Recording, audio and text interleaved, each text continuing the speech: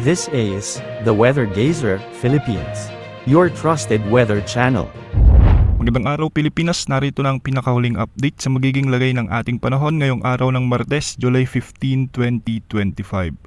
Isang kumpol ng kalapan ang nabuo sa labas ng ating area of responsibility o sa silangan ng Eastern Visayas na nagbabadyang maging isang sama ng panahon o low pressure area sa susunod na 48 oras at posible itong pumasok sa ating PAR sa mga susunod na oras o araw.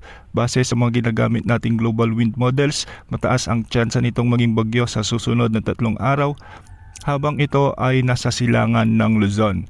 Inaasang magpapalakas at hahatak din ito ng habagat na magdadala ng malawakang mga pag-ulan, particular sa kanlurang bahagi ng ating kapuluan, kaya't ating babantayan ang magiging kilos nito dahil hindi inaalis ang posibilidad na maglandfall din ang potensyal na bagyo sa Northern Luzon o sa may extreme Northern Luzon. Kung sakaling mabuo nga ito bilang ganap na bagyo ay tatawagin nito bilang bagyong Krising, ang ikatlong bagyo sa loob ng ating PAR ngayong taon. Sa ngayon nga ay southwest monsoon o habagat pa rin ang weather system na nagdadala ng maulap na kalangitan na may mga kalat-kalat na pagulan at thunderstorms sa Western Visayas, Negros Island Region, Central Visayas, sa may Zamboanga Peninsula, sa may Northern Mindanao, Caraga, Davao Region, kasama na ang Occidental Mindoro, Romblon, Palawan at ang Southern Leyte. Ang mga lugar na ito ay pinapayuhang maging alerto sa posibilidad o banta ng mga biglaang pagbaha o pagguho ng lupa lalo na kung may mga umiiral na katamtaman at minsan ay malalakas na pag-ulan. Para naman sa Metro Manila at nalalabing bahagi ng ating bansa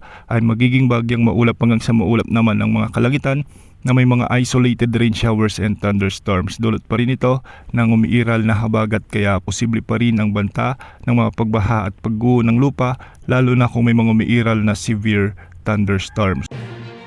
This is the Weather Gazer Philippines, your trusted weather channel.